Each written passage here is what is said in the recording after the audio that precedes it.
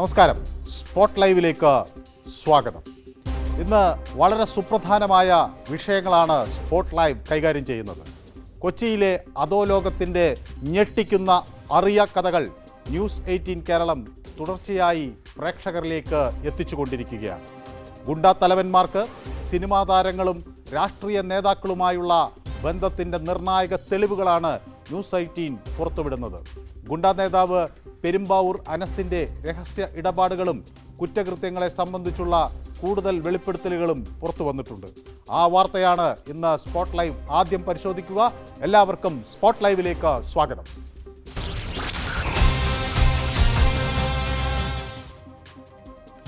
തിരുവനന്തപുരം നെടുമ്പാശ്ശേരി തട്ടിക്കൊണ്ടുപോകൽ കേസുകളിൽ ഗുണ്ടാ നേതാവ് പെരുമ്പാവൂർ അനസിൻ്റെ പങ്കിന് തെളിവുകൾ ലഭ്യമായിരിക്കുന്നു. അനസിൻ്റെ സംഘാംഗമായിരുന്ന ഈട്ടൻ എന്ന ഷിർലിൻ ആണ് വെളിപ്പെടുത്തലുകളുമായി രംഗത്തെത്തിയിട്ടുള്ളത്. അനസിൻ്റെ നിർദ്ദേശപ്രകാരമാണ് നെടുമ്പാശ്ശേരി തട്ടിക്കൊണ്ടുപോകൽ നടപ്പാക്കിയതെന്ന് ഷിർലിൻ വെളിപ്പെടുത്തി. നെടുമ്പാശ്ശേരി തട്ടിക്കൊണ്ടുപോകൽ കേസിലെ പ്രതിയാണ് ഷിർലിൻ. ആ കേസിൽ 75 ദിവസത്തോളം ജയിലിൽ കിടന്ന ശേഷം പിന്നീട് നാട് വിടുകയായിരുന്നു. അനസ് കാരണമാണ് തനിക്ക് നാട് വിടേണ്ടി വന്നതെന്നും ഷിർലിൻ പറയുന്നു. അനസ് പെരുമ്പാവൂര്, അതായത് അനസ് എന്ന് ഇപ്പം ഞാൻ അനസ് എന്ന് വിളിക്കുന്നത്, അനസിൻ്റെ കൂടെ നിങ്ങൾ ആൾക്കാരെല്ലാം അനസ് പെരുമ്പാവൂർ എന്ന് പറയപ്പെടുന്ന അനസിൻ്റെ കൂടെ കുറേ നാളായിട്ട് ഉണ്ടായിരുന്ന ഒരു വ്യക്തിയാണ്. അനസ് മുഖാന്തരം നാട് ഉപേക്ഷിക്കേണ്ടി വന്ന ഒരാളാണ് ഞാൻ. അനസിന് വേണ്ടിയിട്ട് ഒരു കിഡ്നാപ്പിംഗ് കേസിൽ പ്രതിയായിട്ട് 73 ദിവസം കാക്കനാടും ആലുവായിട്ട് ജയിലിൽ കിടക്കേണ്ടി വന്നാണ്. എന്നെ തിരിഞ്ഞും കൂടി നോക്കിയിട്ടില്ല. അതിൽ ഒരുപാട് ആൾക്കാർ ബന്ധപ്പെട്ടിട്ടുണ്ട്. ആകെ ബന്ധപ്പെട്ട ആൾക്കാരുടെ പേര് നമുക്കിപ്പോൾ ഇതിനകത്ത് പറയാൻ പറ്റില്ലല്ലോ. അപ്പം അനസിന് വേണ്ടിയിട്ട് കിഡ്നാപ്പിംഗ് കേസിൽ ബന്ധപ്പെട്ട് അനസിന് വേണ്ടിയിട്ട് ഒരുപാട് കാര്യങ്ങൾക്ക് വേണ്ടിയിട്ട് നമ്മൾ ഇറങ്ങി പുറപ്പെട്ടിട്ടുണ്ട്. അനസ് ഒന്നിനും നമ്മൾ എന്താക്കിയിട്ടില്ല, തിരിഞ്ഞു നോക്കിയിട്ടുള്ള ഒരു സപ്പോർട്ടും കാര്യങ്ങളില്ല. ആ കേസിന് പൈസയും വാങ്ങിച്ച് അഡ്വാൻസും വാങ്ങിച്ച് എല്ലാം വാങ്ങിച്ചിട്ട് ഒരു റിയാൽ പോലും, ഒരു രൂപ പോലും മനസ്സ് ആ കേസിന് വേണ്ടിയിട്ട് ഞങ്ങൾക്ക് വേണ്ടിയിട്ട് ചിലവാക്കിയിട്ടില്ല. ഞങ്ങൾക്ക് വേണ്ടി ചിലവാക്കിയത് ഞങ്ങളുടെ കുടുംബങ്ങളാണ്. എൻ്റെ ഫാമിലിയാണ് എന്നെ കേസിന് വേണ്ടിയിട്ട് നോക്കി എന്നെ പുറത്ത് ജാമ്യത്തിൽ 73 ദിവസമാണ് ഞാൻ അനസിൻ്റെ ഒരു കാര്യത്തിന് വേണ്ടിയിട്ട് നമ്മൾ അതിനകത്ത് കിടന്ന അനസിൻ്റെ പേര് പോലും നമ്മൾ അതിനകത്ത് വലിച്ച് കൊണ്ടുവന്നിട്ടില്ല. അനസിൻ്റെ പേര് പോലും ഞങ്ങൾ പറഞ്ഞിട്ടില്ല. ഞങ്ങൾക്ക് അനസിൻ്റെ പേര് പറഞ്ഞാൽ രക്ഷപ്പെടാമായിരുന്നു. പക്ഷേ ഞങ്ങൾ അനസിൻ്റെ പേര് പോലും പറഞ്ഞിട്ടില്ല. ഞങ്ങൾ അത്രയും ആത്മാർത്ഥമായിട്ട് നിന്നതാണ്, ഞാനടക്കം. ഞാനിപ്പോൾ എൻ്റെ കാര്യമാണ് പറയണം. ഞാൻ അത്രയും ആത്മാർത്ഥമായിട്ട് അനസിൻ്റെ കൂടെ അനസ് തിരിഞ്ഞും കൂടി നോക്കിയില്ല. അവന് മൂട്ടിലെ പൊടിയും തട്ടിയിട്ട് ഇറങ്ങി ഓടിക്കളഞ്ഞു. മനസ്സിലായില്ലേ? അനസിനെതിരെ മുഖ്യമന്ത്രിക്കും DGPക്കും നിഷിൽ എന്ന മറ്റൊരു സംഘാംഗം പരാതി നൽകി. തിരുവനന്തപുരം തട്ടിക്കൊണ്ടുപോകൽ കേസിൽ പ്രതിയായ നിഷിൽ 45 ദിവസം ജയിലിൽ കിടന്നിരുന്നു. അനസ് തന്നെ വധിക്കാൻ ശ്രമിച്ചതായാണ് നിഷിലിൻ്റെ പരാതി. അനസിൻ്റെ വിശ്വസ്തനായിരുന്ന ഇബ്രാഹിം കുട്ടിയും പരാതിയുമായി രംഗത്തെത്തിയിട്ടുണ്ട്. കൊടുവള്ളി സംഘമടക്കം അനസിന് ബന്ധമുണ്ടെന്ന് ഇബ്രാഹിം കുട്ടി ന്യൂസ് 18നോട് പറഞ്ഞു. തീർച്ചയായിട്ടും അവൻ കൂട്ടത്തിലുള്ളവരെ സംരക്ഷിക്കില്ല. അവനും അവൻ്റെ ജ്യേഷ്ഠനും മാത്രമേ ഉള്ളൂ. കൂട്ടത്തിലുള്ള ആരെയും അവൻ സംരക്ഷിക്കില്ല. അത് ബോധ്യപ്പെട്ടത് കൊണ്ടും പിന്നെ എങ്ങനെയുള്ള ഈ ചില ഈ വഴിവിട്ട കാര്യങ്ങൾ വന്ന് എനിക്കത് വ്യക്തിപരമായിട്ട് അത് അഡ്മിറ്റ് ചെയ്യാൻ പറ്റാത്ത രീതി കൊണ്ടുള്ളതാണ് ഞാൻ പിന്മാറിയത്. അതായത് കളവായിട്ടുള്ള കാര്യങ്ങൾ പറഞ്ഞിട്ട് ആളുകളുടെ അടുത്ത് പൈസ വാങ്ങാം. വേറെ എന്ന് പറഞ്ഞു കഴിഞ്ഞാൽ കൊട്ടേഷൻ എടുത്തിട്ട് അത് നടപ്പിലാക്കാതിരിക്കുക, അവരുടെ അടുത്ത് നിന്ന് പൈസ വാങ്ങാം, അത് നടപ്പിലാക്കാതിരിക്കുക, പിന്നെ അവരായിട്ട് അവർ ബന്ധപ്പെടാൻ ശ്രമിക്കുമ്പോൾ പിന്നെ അവരെ ബന്ധപ്പെടാതിരിക്കുക. അങ്ങനെയുള്ള കാര്യങ്ങൾ നിരന്തരം വന്ന് കളവായിട്ടുള്ള കാര്യങ്ങൾ നിരന്തരം വന്നു കഴിഞ്ഞപ്പോഴാണ് ഞാൻ അതിൽ നിന്ന് പിന്മാറിയത്. ഇത് വേറെ ഒന്നുമില്ലാന്നേ, ഇത് വെറുതെ ഒരു ഷോ ഓഫ് കാണിച്ചിട്ട് കുറച്ച് പൈസ വാങ്ങുക, ആളുകളെ പറ്റിക്കുക എന്നുള്ളത് മാത്രമേ ഉള്ളൂ. അത് ബോധ്യപ്പെട്ടപ്പോഴാണ് നമ്മൾ അതിൽ നിന്ന് പിന്മാറിയത്. പൈസ വാങ്ങി തട്ടിപ്പ് നടത്തുക എന്നുള്ളത് മാത്രമേ. ഞാൻ ഒരു വലിയ എന്തോ ഒരാളാണ് എന്ന് പൊതുജനങ്ങൾക്ക് മുമ്പിൽ ബോധ്യപ്പെടുത്തി പലരിടത്തുനിന്നും പൈസ വാങ്ങാന്ന് മാത്രമേ ഉള്ളൂ. പിന്നെ അത് നടപ്പിലാക്കലൊന്നുമില്ല. നടപ്പിലാക്കുന്നത് അവന്റെ കൂട്ടത്തിലുള്ള ആളുകൾക്കെതിരെ മാത്രമേ ഉള്ളൂ. അവന്റെ ഒപ്പം നിൽക്കാത്തത് കൊണ്ടിട്ടുള്ള വിരോധം, അങ്ങനെ അത് മാത്രമേ ഉണ്ടാവുള്ളൂ. പുറത്ത് ആരെയും കൊട്ടേഷൻ എടുത്തിട്ട് എന്തെങ്കിലും ചെയ്തതായിട്ടുള്ള എനിക്ക് ഒരറിവില്ല.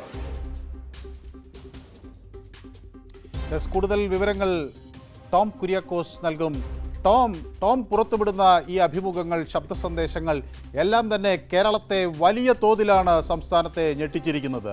ബോംബെ അധോലോകം എന്നൊക്കെ നമ്മൾ കേട്ടുപരിചയിച്ച വാക്കുകളാണ്. അതിനു സമാനമായ രീതിയിൽ കേരളം മാറിയിരിക്കുന്നു എന്ന സൂചനകളാണ് ഇതിൽ നിന്ന് പുറത്തു വരുന്നത്. സിനിമാ കഥകളെ വല്ലുന്ന തരത്തിലുള്ള ചില കഥകളാണ് അല്ലെങ്കിൽ യാഥാർത്ഥ്യങ്ങളാണ് ഇപ്പോൾ നമ്മൾ ഇവരിൽ നിന്നൊക്കെ കേൾക്കുന്നത്. ഈ പുതിയ സംഘാംഗങ്ങൾ അല്ലെങ്കിൽ ഈ സംഘാംഗങ്ങൾ പുതിയതായി നടത്തുന്ന വെളിപ്പെടുത്തലുകൾ എത്രമാത്രം ഗൗരവമേറിയതാണ്? മനു സൂചിപ്പിച്ചതുപോലെ തന്നെ സിനിമാ കഥകളെ പോലും വെല്ലുന്ന രീതിയിലുള്ള കഥകളാണ് നമ്മളിപ്പോൾ കേട്ടുകൊണ്ടിരിക്കുന്നത്. അതായത് പെരുമ്പാവൂർ അനസിന്റെ സംഘാംഗങ്ങളിൽ നിന്നും കേട്ടുകൊണ്ടിരിക്കുന്നത്. ആദ്യം ന്യൂസ് 8 നൽകിയ അഭിമുഖത്തിൽ പെരുമ്പാവൂർ അനസിന്റെ വിശ്വസ്തനായിരുന്ന ഔറംഗസേബാണ് ഈ കൊച്ചി അധോലോകത്തെ കുറിച്ചുള്ള പുതിയ കാര്യങ്ങൾ തുറന്നു പറഞ്ഞത്. അതിനു മുൻപൊക്കെ നമ്മൾ കേട്ടിട്ടുള്ള ഈ തമ്മന ഷാജിയെ പോലെ അല്ലെങ്കിൽ ഭായ് നസീർ, മരട് അനീഷ്, തമ്മനം ഫൈസൽ ഉൾപ്പെടെയുള്ള ഗുണ്ട നേതാക്കന്മാർ ചെയ്തിരുന്ന പ്രവർത്തനങ്ങളെ കുറിച്ച് അറിയാം. അതായത് തട്ടിക്കൊണ്ടുപോകലും കൊട്ടേഷൻ ഏറ്റെടുത്തുള്ള കൊലപാതകങ്ങളൊക്കെ ആയിരുന്നുവെങ്കിൽ പെരുമ്പാവൂർ അനസ് എന്ന ഗുണ്ട തലവന്റെ രീതി ഇവരിൽ നിന്നെല്ലാം വ്യത്യസ്തമാണ്. കഴിഞ്ഞ 10 വർഷം, അതായത് കഴിഞ്ഞ 10 വർഷത്തിനിടെയാണ് പെരുമ്പാവൂർ അനസ് കൊച്ചി അധോലോകത്തെ കീഴടക്കുന്നത്. അതായത് ഔറംഗസേബ് തന്നെ പറയുന്നുണ്ട് 300ഓളം ഗുണ്ടകൾ പെരുമ്പാവൂർ അനസിന്റെ കീഴിലുണ്ടെന്ന്.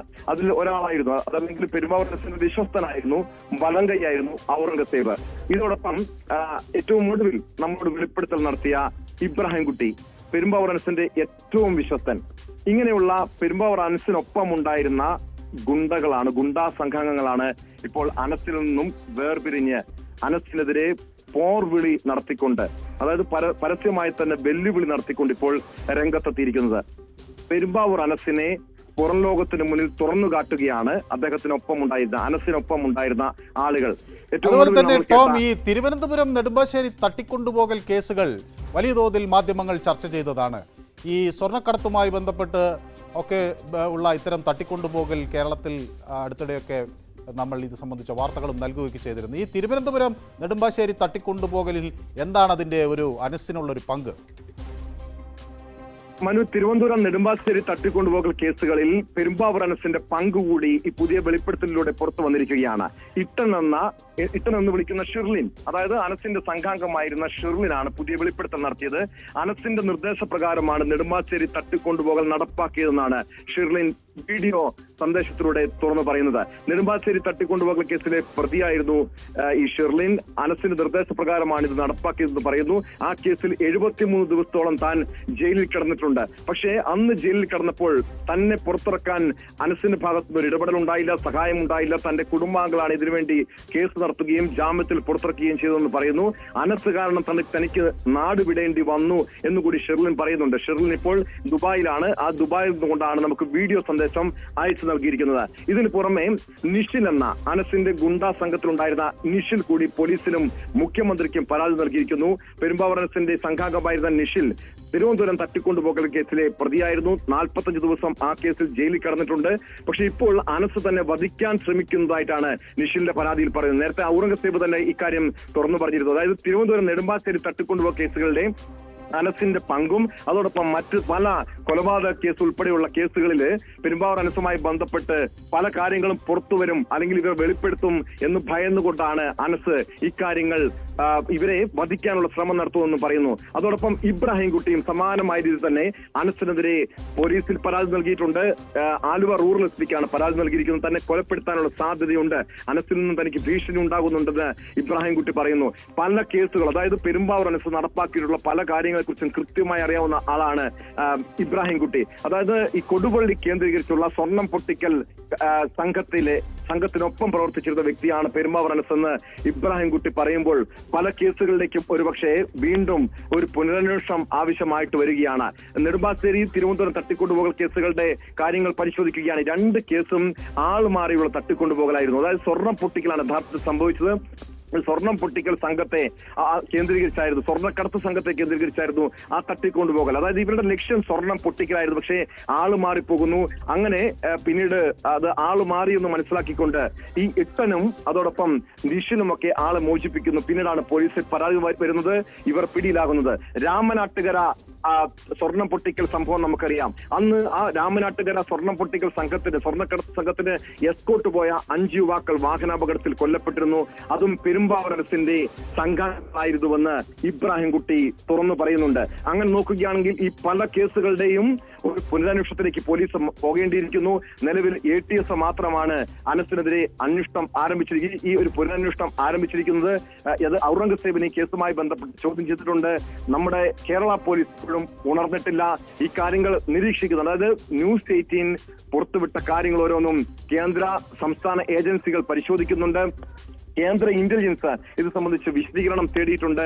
എന്താണ് ഇപ്പോൾ കേരളത്തിൽ പ്രത്യേകിച്ച് കൊച്ചി കേന്ദ്രീകരിച്ചുള്ള അധോലോകത്ത് നടക്കുന്നതെന്ന കാര്യം കൃത്യമായും ഇന്റലിജൻസുകൾ നിരീക്ഷിക്കുകയാണ്. ടോം, അതുപോലെ ഈ ഷെർലിനും ഇബ്രാഹിം കുട്ടിയും ഔറംഗസീബുമായൊക്കെ ടോം സംസാരിച്ചപ്പോൾ ടോമിനോട് അവർ വെളിപ്പെടുത്തിയ കാര്യങ്ങൾ കൂടി ഇതാണ്. അനസ് തങ്ങളെയൊക്കെ ഇങ്ങനെ ഓരോ കാര്യങ്ങൾ കായ്ക്കുന്നു, പക്ഷേ പിന്നീട് തിരിഞ്ഞു നോക്കാത്ത സാഹചര്യം ഉണ്ടാകുന്നു. അപ്പോൾ ഇന്ന് പുറത്തു വന്നിട്ടുള്ള ഷെർലിൻ്റെയും ഒക്കെ വെളിപ്പെടുത്തൽ നിന്ന് നമുക്ക് അതാണോ വ്യക്തമാകുന്നത്? ആളുകളെ അനസ് ഇങ്ങനെ പല കാര്യങ്ങൾക്ക് അയക്കുന്നു, ഒടുവിൽ അവർ പിടിയിലാകുമ്പോൾ അവർ ജയിലിലാകുന്നു, അവരെ രക്ഷിക്കാൻ ചെല്ലുന്നില്ല, പിന്നെ അവരുടെ കുടുംബാംഗങ്ങൾക്ക് അവരെ കേസിൻ്റെ കാര്യങ്ങൾ നടത്തുന്നതിന് ചിലവ് വഹിക്കേണ്ടി വരുന്നു. അതിനുശേഷം ആ ഒരു വൈരാഗ്യം വരുന്നു, അതിനെ തുടർന്ന് ആളുകൾ വെളിപ്പെടുത്തുന്നു. അങ്ങനെയാണോ ഈ വെളിപ്പെടുത്തലുകളുടെ ഒരു ചിത്രം പുറത്തു വരുന്നത്? തീർച്ചയായും മനു, ഇത്തരം കേസുകൾ, അതായത് ഈ ഗുണ്ടാ സംഘങ്ങൾ തമ്മിലുള്ള കുടിപ്പുകളൊക്കെ പരിശോധിച്ച് നോക്കിയാൽ നമുക്കറിയാം, പലപ്പോഴും ഒരു ഗ്യാങ്ങിൽ നിന്നും മറ്റൊരു ഗ്യാങ്ങിലേക്ക് ഗുണ്ടാ സംഘത്തിൽപ്പെട്ടവർ മാറുമ്പോൾ ആണ് പലപ്പോഴും അവരെ പിന്നാലെ നടന്ന് വേട്ടയാടുന്നു.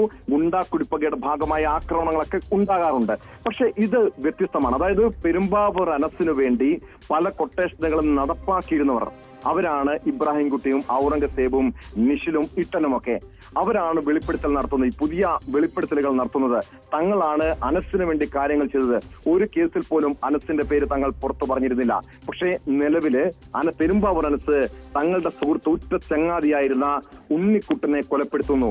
ഉണ്ണിക്കുട്ടനെ കർണാടകയിൽ കൊണ്ടുപോയി കൊലപ്പെടുത്തിയപ്പോൾ തന്നെ ഇവർ ഭയക്കുന്നുണ്ട്, നാളെ ഉണ്ണിക്കുട്ടന്റെ ഗതി തങ്ങൾക്കും വന്നേക്കാം. അതായത് പെരുമ്പാവൂർ അനസല്ല ഇതിനൊന്നും കാര്യങ്ങളൊന്നും നടപ്പാക്കുന്നത്. അനസിന്റെ സംഘത്തിലുള്ളവരെ വെച്ച് പിന്നീട് ഈ ഗ്യാങ്ങിൽ നിന്നും മാറുന്നവരെ വകവരുത്തുന്ന ഒരു രീതി പെരുമ്പാവൂർ അനസിനുണ്ട്. ഈ ഒരു കാര്യം പരിശോധിക്കുമ്പോഴാണ് ഇവരും ഇപ്പോൾ ഈ കാര്യങ്ങളൊന്നും പൊതുസമൂഹത്തോട് തുറന്നു പറഞ്ഞില്ലെങ്കിൽ, പുറംലോകത്ത് ഈ കാര്യങ്ങളൊന്നും അറിഞ്ഞില്ലെങ്കിൽ നാളെ തങ്ങൾക്കും ഇത്തരം ഗതികൾ വരാം. നിലവില് ഇബ്രാഹിം കുട്ടിയെയും നിഷിലിനെയും പെരുമ്പാവൂർ അനസ് വധിക്കാനുള്ള ശ്രമം 2-3 തവണ നടപ്പാക്കിയിരുന്നുവെന്ന് ഔറംഗസേബാണ് തുറന്നത്. അതായത് ഔറംഗസേബിനെ ഇതുമായി പെരുമ്പാവൂർ അനസിന്റെ രീതികളെല്ലാം കൃത്യമായി അറിയാം. പെരുമ്പാവൂർ അനസ് കാര്യങ്ങൾ, അതായത് ഒരു കൊട്ടേഷൻ പ്രവർത്തനങ്ങൾ പോലും നടപ്പാക്കിയിട്ടില്ല, ഇവരെ കൊണ്ട് ചെയ്യിപ്പിക്കുകയാണ് ചെയ്യുന്നത്. അതായത് തങ്ങൾ പെരുമ്പാവൂർ അനസിന് വേണ്ടി ഇരകളാകുന്നു എന്നാണ് ഇപ്പോൾ ഈ യാഥാർത്ഥ്യം മനസ്സിലാക്കുന്നു. ചിലരൊക്കെ, അതായത് നിഷിനെ പോലുള്ളവർ നിലവില് ഈ കൊട്ടേഷൻ പ്രവർത്തനങ്ങളൊക്കെ അവസാനിപ്പിച്ച് മറ്റ് ഒരു സ്വൈര്യ ജീവിതത്തിലേക്ക് മാറിയിരിക്കുന്നു. അതുകൊണ്ട് തന്നെ അവർ മുന്നിൽ വന്ന് കാര്യങ്ങൾ തുറന്നു പറയാൻ ആഗ്രഹിക്കുന്നില്ല. പക്ഷെ മുഖ്യമന്ത്രിക്ക് നൽകിയ പരാതിയിൽ ഇക്കാര്യം ചൂണ്ടിക്കാണിക്കുന്നുണ്ട്. താൻ തിരുവനന്തപുരം തട്ടിക്കൊണ്ടുപോകൽ കേസിലെ പ്രതിയാണെന്ന് നിഷിൽ പറയുന്നു. തനിക്ക് വധഭീഷണി ഉണ്ടെന്ന് പറയുന്നു. ഇക്കാര്യങ്ങളാണ് പോലീസിന് മുൻപാകെ പറഞ്ഞിരിക്കുന്നത്. സ്വാഭാവികമായും വരും ദിവസങ്ങളിൽ ഈ പരാതികളുടെയും വെളിപ്പെടുത്തലിന്റെയും അടിസ്ഥാനത്തിൽ ചോദ്യം ചെയ്യലുണ്ടാകാം. പെരുമ്പാവൂർ അനസ് എന്ന ഗുണ്ടാ തലവനെ കേന്ദ്രീകരിച്ച് അന്വേഷണം ഉണ്ടാകാം. നിലവിൽ അനസ് ദുബായിലാണ്, വ്യാജ പാസ്പോർട്ടിലാണ് നാട് വിട്ടിരിക്കുന്നത്. ഈ ഒരു കാര്യം കൂടി ശ്രദ്ധിക്കേണ്ടത്, പെരുമ്പാവൂർ അനസിന് വേണ്ടി കാര്യങ്ങൾ നടപ്പാക്കിയിരുന്നവർ, അതായത് അനസിന്റെയും ഗുണ്ടാ സംഘത്തിലെ പ്രധാനികൾ കൂറുമാറിയിരിക്കുന്നു. അനസിനെതിരെ അവർ പോർവിളി മുഴക്കുന്നു. അവർ പരസ്യമായി തന്നെ പറയുന്ന ഇക്കാര്യങ്ങൾ തുറന്നു പറയുമ്പോൾ സ്വാഭാവികമായും നമ്മുടെ പോലീസും ഇവിടുത്തെ ഭരണ സംവിധാനങ്ങളും ഉണരേണ്ട സമയമാണ്. കാരണം വരും ദിവസങ്ങളിൽ ഇത്തരമൊരു ഗുണ്ടാ കുടിപ്പകയുടെ ഭാഗമായിട്ടുള്ള ആക്രമണങ്ങൾക്ക് പോലും കേരളം സാക്ഷ്യം വഹിച്ചേക്കാം എന്നൊരു മുന്നറിയിപ്പ് ഔറംഗസേബ് നേരത്തെ നൽകിയിരുന്നു. അതോടൊപ്പം തന്നെ ടോം, ഈ കൊടുവള്ളി സംഘവുമായി ബന്ധപ്പെട്ടുള്ള വിവരങ്ങൾ കൂടി എന്താണ്? കൊടുവള്ളി സംഘവുമായി അനസിന് ബന്ധമുണ്ടെന്നാണല്ലോ ഇബ്രാഹിം കുട്ടി ന്യൂസ് 18നോട് പറഞ്ഞത്. ഈ കൊടുവള്ളി സംഘവും ഈ കള്ളക്കടത്തുമായുള്ള ബന്ധം നമുക്ക് പലപ്പോഴും വാർത്തകളിൽ പുറത്തു വന്നിട്ടുള്ളതാണ്. ചില ഘട്ടങ്ങളിൽ കസ്റ്റംസ് വളരെ ശക്തമായ നിലപാടുകൾ സ്വീകരിക്കുന്നതും ആ സംഘങ്ങൾക്കെതിരെ നടപടിയെടുക്കുന്നതുമൊക്കെ ഉണ്ടായിരുന്നു. പക്ഷേ പിന്നീട് ആ തീവ്രത എങ്ങനെയോ നഷ്ടമായി എന്ന് വേണ്ടേ സംശയിക്കാൻ. ഈ ഇടപാടുകൾ തമ്മിൽ ഈ കൊടുവള്ളി സംഘവും ഈ പെരുമ്പാവൂർ അനസും അതുപോലെ ഈ ഇബ്രാഹിം കുട്ടിയുമായൊക്കെയുള്ള ഒരു ബന്ധത്തിൻ്റെ കണ്ണികൾ എങ്ങനെയാണ്? മനു, ഇത് ഇബ്രാഹിം കുട്ടിയാണ് ഈ കൊടുവള്ളി സംഘവും പെരുമ്പാവൂർ അനസും തമ്മിലുള്ള ബന്ധത്തെക്കുറിച്ച് തുറന്നു പറഞ്ഞത്. നേരത്തെ രാമനാട്ടുകര അപകടത്തെക്കുറിച്ച് ഔറംഗസേബ് വെളിപ്പെടുത്തൽ നടത്തിയിരുന്നു. പെരുമ്പാവൂർ അനസിന്റെ ഗുണ്ടാ സംഘത്തിൽപ്പെട്ടവരാണെന്ന് എസ്കോട്ട് പോയ വാഹനമിടിച്ച് കൊല്ലപ്പെട്ടതെന്ന് തുറന്നു പറയുന്നുണ്ട്. സ്വാഭാവികമായും ഈ കൊടുവള്ളി സംഘത്തിന്റെ സ്വർണം പൊട്ടിക്കലും സ്വർണ്ണക്കടത്തവും ഒക്കെ ഏറെ കുപ്രസിദ്ധി ആർജിച്ചതാണ്.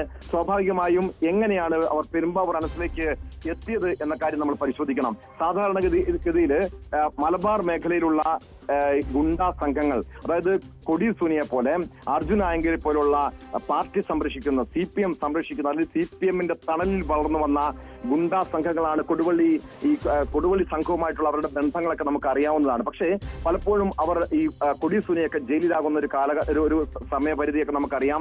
ഈ കാലഘട്ടത്തിൽ ആണ് പെരുമ്പാവൂർ അനസിലേക്ക് കാര്യങ്ങൾ എത്തുന്നത്.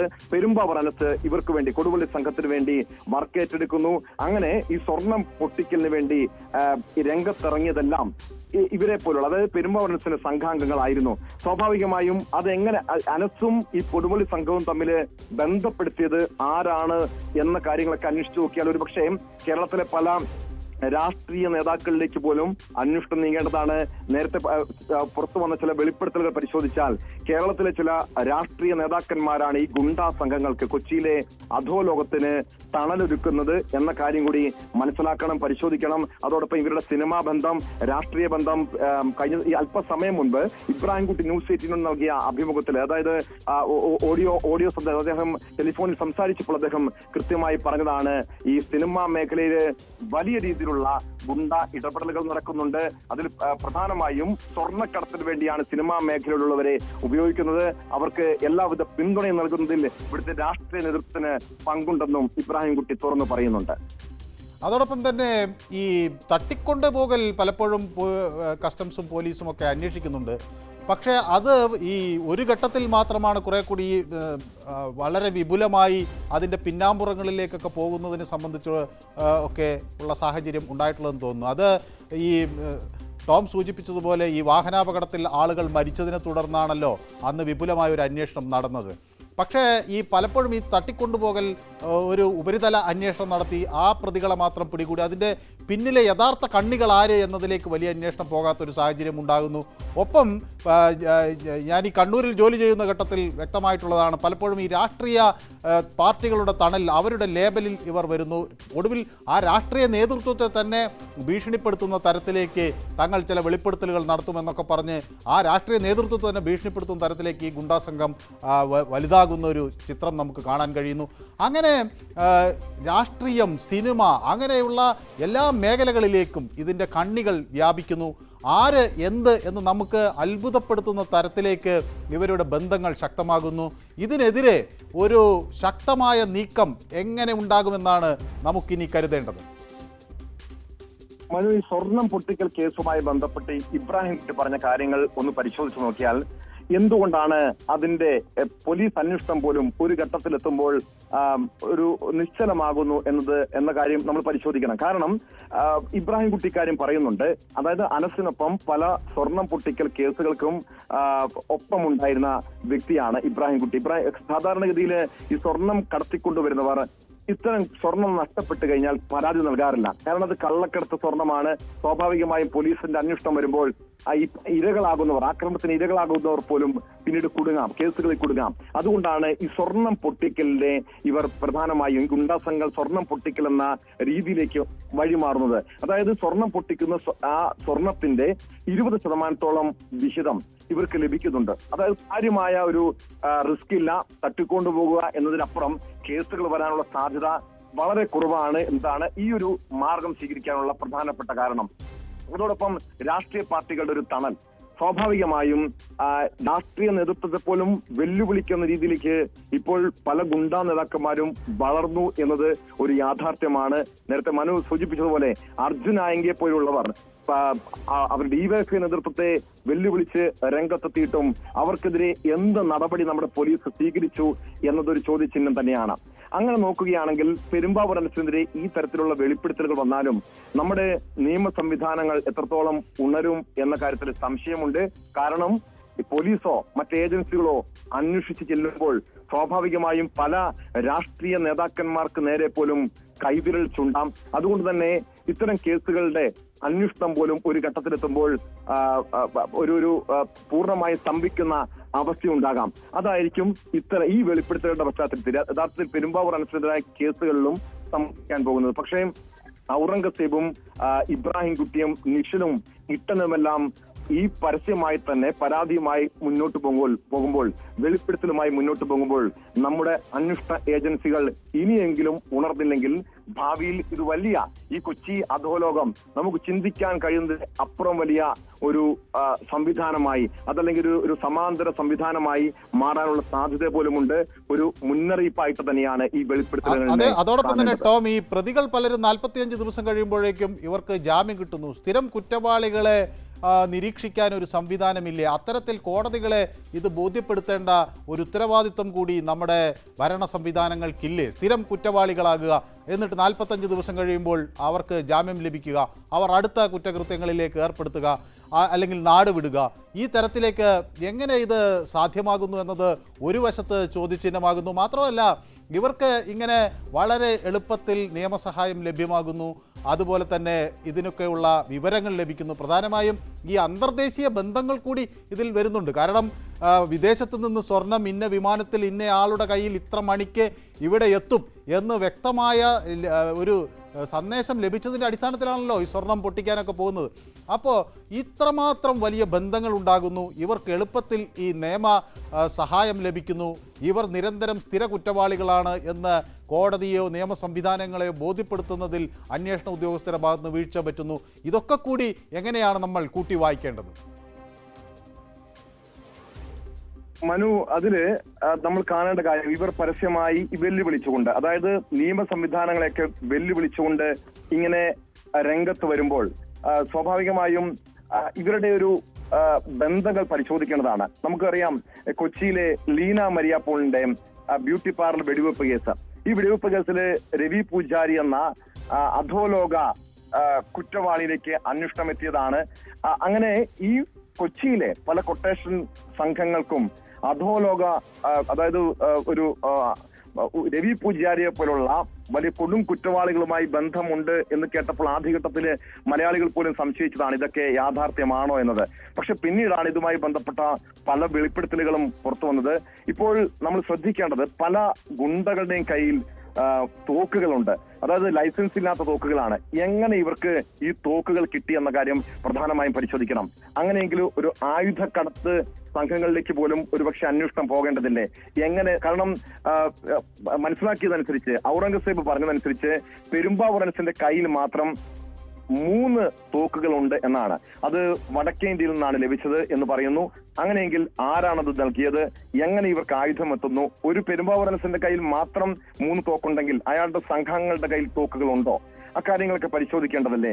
എന്തുകൊണ്ട് ഇതൊക്കെ ഇത്തരം വിവരങ്ങളൊക്കെ ഓരോന്നും പുറത്തു വന്നിട്ടും പോലീസ് ആ രീതിയിൽ അന്വേഷിക്കാത്തത്?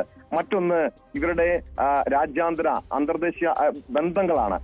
സ്വാഭാവികമായും മനു സൂചിപ്പിച്ചതുപോലെ വിദേശ രാജ്യങ്ങളിൽ നിന്നും സ്വർണം കടത്തി ഇവിടെ എത്തിക്കുന്ന ഇൻഫർമേഷൻ ഇവർക്ക് ലഭിക്കുന്നതിൽ മറ്റു രാജ്യാന്തര കള്ളക്കടത്ത് സംഘങ്ങളുടെ ബന്ധം ഉൾപ്പെടെ പരിശോധിക്കേണ്ടതാണ്. ഇത് സ്വർണം പെരുമ്പാവൂർ അനസ് വിദേശത്തേക്ക് കടന്നത്, ദുബായിലേക്ക് കടന്നത് സ്വർണം കടത്താൻ വേണ്ടിയാണെന്ന് പറയുന്നു. അതായത് അതിന്റെ ഒരു ലാഭം മനസ്സിലാക്കിയിട്ടായിരിക്കണം അത്തരം ഒരു ഇടപാടുകളിലേക്ക് പെരുമ്പാവൂർ അനസ് കടക്കുന്നത്. അർജുനായങ്കിയും കൊടീസിനിയും ഒക്കെ ഈ സ്വർണം പൊട്ടിക്കലിന്റെ വലിയൊരു ലാഭം കൊയ്ത വ്യക്തികളാണ്. സ്വർണം പൊട്ടിക്കലിന്റെ റിസ്ക് ഇല്ല എന്ന് തന്നെയാണ് ഇവരെ സംബന്ധിച്ച് ആ ഒരു നിയമവിരുദ്ധ നടപടികളിലേക്ക് കടക്കാനുള്ള ഒരു പ്രേരണയാകുന്നത്. സ്വാഭാവികമായും കൊട്ടേഷൻ പ്രവർത്തനങ്ങൾക്കപ്പുറം ഈ കൊച്ചി അധോലോകത്തിന്റെ, അതോടൊപ്പം കേരളത്തിലെ മറ്റു ഗുണ്ടാ സംഘങ്ങളുടെ നിയമവിരുദ്ധ പ്രവർത്തനങ്ങൾ ഉൾപ്പെടെ പരിശോധിക്കേണ്ടതാണ്. യെസ്, വളരെ വ്യക്തമാണ്. ഏതായാലും ടോം പുറത്തുവിടുന്ന ഈ വാർത്തകൾ കേരളത്തെ അക്ഷരാർത്ഥത്തിൽ ഞെട്ടിക്കുന്നതാണ്. അന്വേഷണ സംഘത്തിൻ്റെ പോരായ്മകളിലേക്കാണ് ഇത് വിരൽ ചൂണ്ടുന്നത്. നിയമ സംവിധാനങ്ങൾ ഉണർന്നു പ്രവർത്തിക്കേണ്ട ആവശ്യകതയിലേക്കാണ് ഈ വസ്തുതകൾ വിരൽ ചൂണ്ടുന്നത്. അതുകൊണ്ട് തന്നെ ഉത്തരേന്ത്യയിൽ നമ്മൾ കേട്ട് പരിചയിച്ചിട്ടുള്ള ആ ഗുണ്ടാ സംവിധാനങ്ങളോട് അതിനേക്കാൾ മികവുറ്റ രീതിയിൽ കേരളത്തിൽ ഗുണ്ടാ സംഘങ്ങൾ മത്സരിക്കുന്നു എന്ന് കേൾക്കുമ്പോൾ ആരും അത്ഭുതപ്പെട്ടു പോകുന്ന ഒരു സാഹചര്യമാണ് ഉള്ളത്. കേരളത്തിന് ഇങ്ങനെ ഗുണ്ടകൾക്കും അതുപോലെ കേരളത്തിൽ ഇങ്ങനെ ഈ കൊള്ളക്കാർക്കും അല്ലെങ്കിൽ ഇതുപോലെ ഉള്ള സംഘങ്ങൾക്കും മാഫിയ സംഘങ്ങൾക്കും ഒരുപക്ഷെ പണ്ടൊക്കെ ഇറ്റലിയിലൊക്കെ നമ്മൾ കേട്ടുപരിചയിച്ച ഈ മാഫിയ സംഘങ്ങൾ കേരളത്തിലും അതേ മാതൃകയിൽ വളരുന്നു എന്ന് കേൾക്കുമ്പോൾ, അതേ മാതൃകയിൽ സുരക്ഷിതമായി താവളങ്ങൾ ഒരുക്കുന്നു എന്ന് കേൾക്കുമ്പോൾ പലപ്പോഴും നമുക്ക് ആശ്ചര്യം വരുന്ന രീതിയിലേക്കാണ് വാർത്തകൾ വരുന്നത്. ഏതായാലും ഇതിൻ്റെ കൂടുതൽ വിവരങ്ങൾ വരും ദിവസങ്ങളിലുള്ള ബുള്ളറ്റിനുകളിലും സ്പോട്ട് ലൈവിലും നമുക്ക് നൽകാൻ കഴിയും. ഇനി ഈ കോഴിക്കോട് പയ്യോളിയിൽ ഒരു അച്ഛനും അതുപോലെ 2 മക്കളും മരിച്ച ഒരു നിലയിൽ കാണപ്പെട്ടിട്ടുണ്ട്. ആ വാർത്തയുടെ വിശദാംശങ്ങളിലേക്ക് വരാം ഒരു ചെറിയ ഇടവേളയ്ക്ക് ശേഷം.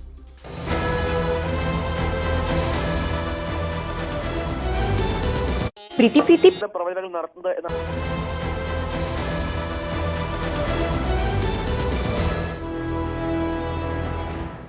സ്പോട്ട് ലൈവ് തുടരുന്നു. കോഴിക്കോട് പയ്യോളി കുറ്റിയിൽ പീടികയിൽ അച്ഛനും മക്കളും മരിച്ച നിലയിൽ.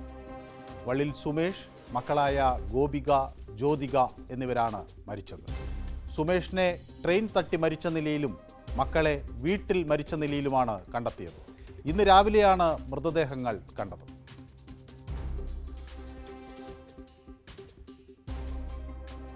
ഞാൻ മുനിസിപ്പൽ കൗൺസിലറായിട്ടുള്ള 12 ഡിവിഷനിലെ കുറ്റിയിൽപീടിയയുടെ പടിഞ്ഞാറ് ഭാഗത്തുള്ള റെയിൽവേ ലൈനടുത്തുള്ള സുമേഷ് എന്ന ആളാണ് ഇന്ന് രാവിലെ ട്രെയിൻ തട്ടിയിട്ട് അതിദാരുണമായിട്ട് മരണപ്പെട്ടത്. അപ്പോൾ ഇങ്ങനെ 8 മണിക്ക് ട്രെയിൻ തട്ടി ഒരാൾ മരണപ്പെട്ടെന്ന് അറിഞ്ഞ് ആൾക്കാർ കൂടിയപ്പോഴാണ് ഇത് സുമേഷാണെന്ന് തിരിച്ചറിഞ്ഞത്. സുമേഷാണ് തിരിച്ചറിഞ്ഞ ശേഷം പിന്നെ അവരുടെ 2 മക്കൾ തൊട്ടടുത്ത് തന്നെയാണ് സുമേഷിൻ്റെ വീട്. അപ്പോൾ വീട്ടിൽ 2 മക്കൾ തനിച്ചാണെന്ന് അറിഞ്ഞുകൊണ്ട് തന്നെ പ്രദേശവാസികളെ വീടുമായിട്ട് ബന്ധപ്പെടുകയും വീട്ടിൽ വന്ന് നോക്കുമ്പോൾ പിന്നീടാണ് അറിഞ്ഞത് 2 മക്കൾ അകത്ത് മരണപ്പെട്ട് കിടക്കുന്നതായിട്ട് കണ്ടെത്തിയത്. അപ്പോൾ 2 മക്കളെയും മരണപ്പെട്ട രീതിയിൽ ബെഡിൽ നല്ല രീതിയിൽ കിടത്തിയ രീതിയിലായിരുന്നു കണ്ടെത്തിയത്. പിന്നീട് പിന്നെ റെയിൽവേ ട്രാക്കിൽ സുമേഷിനെ ജഡവും ഒരു 2 വർഷം മുമ്പാണ് സുമേഷിൻ്റെ ഭാര്യ മരണപ്പെട്ടത്. അപ്പോൾ അത് കോവിഡ് ബാധിച്ച് മരണപ്പെട്ടതായിരുന്നു. സുമേഷ് മക്കളെ വിഷം നൽകി കൊലപ്പെടുത്തിയ ശേഷം ജീവനൊടുക്കിയതാകാമെന്നാണ് പോലീസിന്റെ പ്രാഥമിക നിഗമനം. സുമേഷിന്റെ ഭാര്യ 2 വർഷം മുമ്പ് കോവിഡ് ബാധിച്ച് മരിച്ചിരുന്നു. MS അനീഷ് കുമാർ വാർത്തയുടെ വിശദാംശങ്ങൾ നൽകും. അനീഷ്, വളരെയധികം വേദനിപ്പിക്കുന്ന ഒരു വാർത്തയാണിത്. 2 കുട്ടികളും ഒരച്ഛനും മരിച്ചിരിക്കുന്നു. ട്രെയിൻ തട്ടിയ നിലയിലാണ് അച്ഛനെ കണ്ടെത്തിയത്. പോലീസിൻ്റെ ഒരു നിഗമനം ഈ കുട്ടികളെ കൊലപ്പെടുത്തിയ ശേഷം അച്ഛൻ ട്രെയിനിന് മുന്നിൽ ചാടി ആത്മഹത്യ ചെയ്തതാകാം എന്നാണ്. അങ്ങനെയെങ്കിൽ എന്ത് സാഹചര്യമാണ് അവർക്ക് ഇങ്ങനെ ഒരു തീരുമാനമെടുക്കുന്നതിലേക്ക് അവരെ നയിച്ചത്? എന്താണ് അവരെ അത്രമാത്രം വിഷമത്തിലേക്ക് തള്ളിവിട്ട സംഭവം?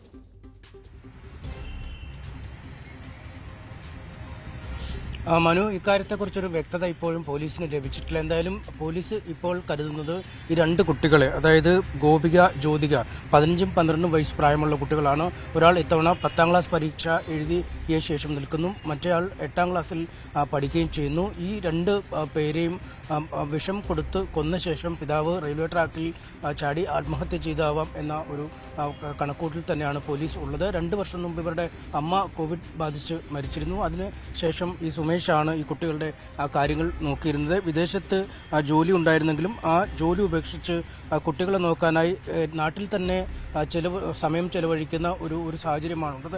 വലിയ സാമ്പത്തിക ബുദ്ധിമുട്ടുകളുമായി ബന്ധപ്പെട്ട വിവരങ്ങളൊന്നും നമുക്ക് നാട്ടുകാരിൽ നിന്നും അല്ലെങ്കിൽ ബന്ധുക്കളിൽ നിന്നും ലഭിക്കുന്നില്ല.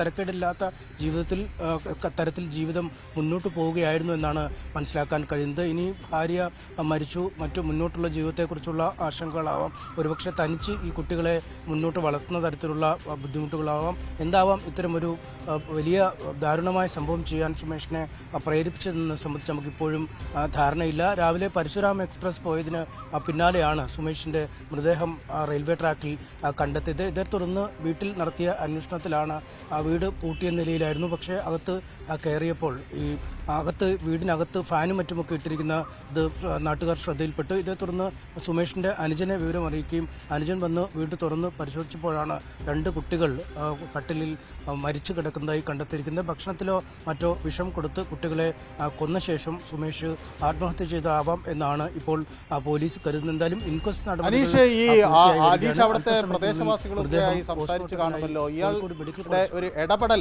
എങ്ങനെയായിരുന്നു? ആളുകളുമായൊക്കെയുള്ള ഒരു ഇടപെടൽ, എന്തെങ്കിലും തരത്തിലുള്ള മാനസിക വിഷമത്തെ സംബന്ധിച്ച് ആരോടെങ്കിലും എന്തെങ്കിലും പറയുകയോ, അല്ലെങ്കിൽ സാമ്പത്തിക ബുദ്ധിമുട്ടുണ്ടാകാം, അല്ലെങ്കിൽ മറ്റെന്തെങ്കിലും മാനസിക വിഷമങ്ങളുണ്ടാകും, ഒരുപക്ഷെ ഭാര്യ നേരത്തെ മരിച്ചുപോയതിൻ്റെ വിഷമമുണ്ടാകാം, അങ്ങനെ എന്തെങ്കിലുമൊക്കെ ആളുകളോട് എന്തെങ്കിലും ഇദ്ദേഹം തുറന്നു പറഞ്ഞിരുന്നോ? അങ്ങനെ വല്ല വിവരങ്ങളും നമുക്ക് ലഭ്യമാണ്?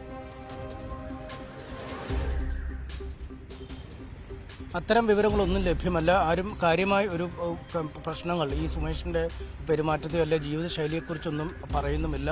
എന്തായാലും വ്യക്തിപരമായ ഒരു ദുഃഖം, അല്ലെങ്കിൽ ഭാര്യ മരിച്ചു, കോവിഡ് ബാധിച്ചാണ് മരിച്ചത്, അതിനുശേഷം വിദേശത്തുണ്ടായിരുന്ന ജോലി നഷ്ടപ്പെട്ട് നാട്ടിൽ തന്നെ നിൽക്കുന്നു. ഈ 2 കുട്ടികളുടെയും കാര്യങ്ങൾ സുമേഷ് തന്നെയാണ് നോക്കുകയും ഒക്കെ ചെയ്യുന്നത്. ഇത്തരമൊരു സാഹചര്യത്തിൽ ഒരുപക്ഷെ ജീവിതത്തിലുണ്ടായിരിക്കുന്ന ഈ അനിശ്ചിതാവസ്ഥയായിരിക്കും പെട്ടെന്നുള്ള ഇത്തരത്തിലൊരു തീരുമാനമെടുക്കാം. കുട്ടികളെ വകവരുത്തുകയും അതിനുശേഷം സ്വയം ജീവനൊടുക്കുകയും ചെയ്യുക എന്നൊരു തീരുമാനത്തിലേക്ക് എത്താൻ കാരണമെന്നാണ് നമുക്ക് മനസ്സിലാവുന്നത്. ഈ വിഷാദ രോഗം പോലെയുള്ള എന്തെങ്കിലും ബാധിച്ച് ആയിരിക്കാം ഈ സുമേഷിനെ മരണത്തിലേക്ക് നയിച്ചത്. പക്ഷേ സുമേഷ് മരിച്ച ശേഷം, അല്ലെങ്കിൽ കുട്ടികളെ ഒഴിവാക്കി പോയാൽ കുട്ടികളുടെ മുന്നോട്ടുള്ള ജീവിതം ദുരിതപൂർണ്ണമാവും, അല്ലെങ്കിൽ അവരുടെ കാര്യങ്ങൾ ആരും നോക്കാനുണ്ടാവും എന്നതൊക്കെയായും അവരെ കൂടി കൊന്ന ശേഷം ജീവനെടുക്കാനുള്ളൊരു തീരുമാനത്തിലേക്ക് സുമേഷ് എത്താൻ കാരണം. എന്തായാലും ഇതൊക്കെ സംബന്ധിച്ച് കൂടുതൽ അന്വേഷണങ്ങൾ പോലീസ് ഇപ്പോൾ നടത്തുകയാണ്. ബന്ധുക്കളിൽ നിന്നും നാട്ടുകാരിൽ നിന്നുമൊക്കെ മൊഴിയെടുക്കുന്നുണ്ട്. ഇതിനുശേഷമാവും ഒരു കൃത്യമായ നിഗമനത്തിലേക്ക് നമുക്ക് എത്താൻ കഴിയുക. ഏതായാലും ഇത് സംബന്ധിച്ചുള്ള അന്വേഷണം നടക്കുന്നുണ്ട് എന്ന് വ്യക്തമാണ്. കൂടുതൽ വിവരങ്ങൾ ഒരുപക്ഷെ പോലീസിന് അന്വേഷിച്ച് കണ്ടെത്താനും കഴിയും. പക്ഷേ ബന്ധുക്കൾ ഒക്കെ ഉണ്ടാകുമല്ലോ. അവരുടെ ഒരു സമീപനം എങ്ങനെയാണ്? ഈ സുമേഷിന് വളരെ അടുത്ത ബന്ധുക്കളുണ്ടോ? അവരുടെ വീടിന് സമീപത്തൊക്കെ ആളുകൾ അവരുടെ ബന്ധുക്കളായി ഉണ്ടോ? അവർ ഈ സംഭവ സ്ഥലത്ത് എത്തിയിട്ടുണ്ടോ? അങ്ങനെ വല്ല വിവരങ്ങളും അന്വേഷണം ലഭ്യമായിട്ടുണ്ടോ?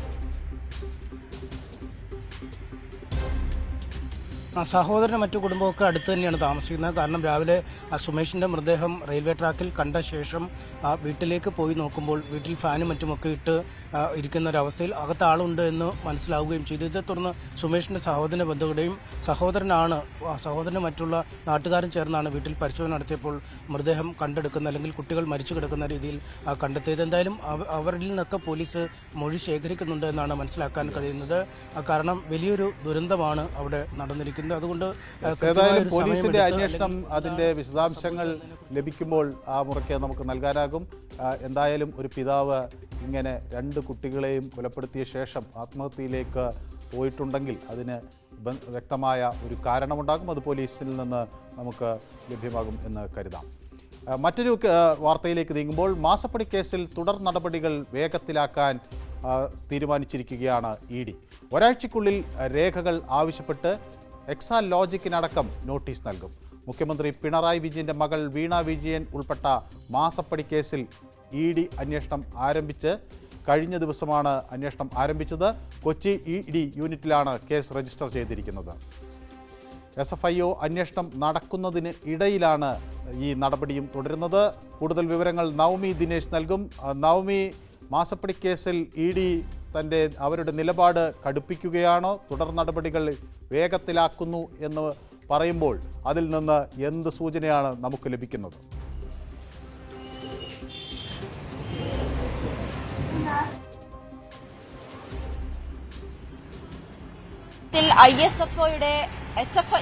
SFIയുടെ അന്വേഷണം ആരംഭിച്ച ഒരു ഘട്ടത്തിൽ തന്നെ പാർട്ടി ഒരു പ്രതിരോധത്തിലായിരുന്നു. അതിനിടയിൽ തന്നെയാണ് അപ്രതീക്ഷിതമായിട്ടുള്ള EDയുടെ അന്വേഷണവും എത്തുമ്പോൾ എന്തായാലും EDയുടെ അന്വേഷണം ആരംഭിച്ചു കഴിഞ്ഞു. ഈ ഒരു അന്വേഷണത്തിൽ ഒരു കള്ളപ്പണ ഇടപാട് നടന്നിട്ടുണ്ട് എന്നാണ് SFIയുടെ പ്രാഥമിക അന്വേഷണത്തിൽ മനസ്സിലായത്. ഇതിൽ കള്ളപ്പണ ഇടപാടുകൾ അന്വേഷിക്കുന്ന ED ഈ അന്വേഷണം ഏറ്റെടുക്കുമ്പോൾ എങ്ങനെയായിരിക്കും ഇനി തുടർ നടപടികൾ എന്നതാണ് ഉറ്റുനോക്കുന്നത്. എന്തായാലും ഈസ്റ്ററുള്ള അവധി വരെ, ഈസ്റ്ററാണ് ഈ വരുന്ന കുറച്ച് ദിവസങ്ങളിലൊക്കെ അവധി കഴിഞ്ഞാൽ ഉടൻ തന്നെ ED ഇതിലെ നടപടികൾ ആരംഭിക്കും. അതിന്റെ പ്രാരംഭഘട്ടമായി എക്സാലോജിക്കിനും ഒപ്പം തന്നെ CMRനും ഉൾപ്പെടെ അതിനു പുറമെ 12ഓളം കമ്പനികൾക്കായിരിക്കും ആദ്യമായി നോട്ടീസ് അയക്കുക. ഇതിൽ ചോദ്യം ചെയ്യലിന് ഹാജരാകണമെന്നുള്ള ആവശ്യപ്പെട്ടുകൊണ്ടുള്ള നോട്ടീസ് അയക്കും. അതോടൊപ്പം തന്നെ ആവശ്യപ്പെട്ട രേഖകൾ ഹാജരാക്കാനും ആവശ്യപ്പെടുകയും ചെയ്യും. ഇതിന്റെ അടിസ്ഥാനത്തിലായിരിക്കും ആദ്യത്തെ തയ്യാറെടുപ്പുകൾ ഇഡി നടത്തുക.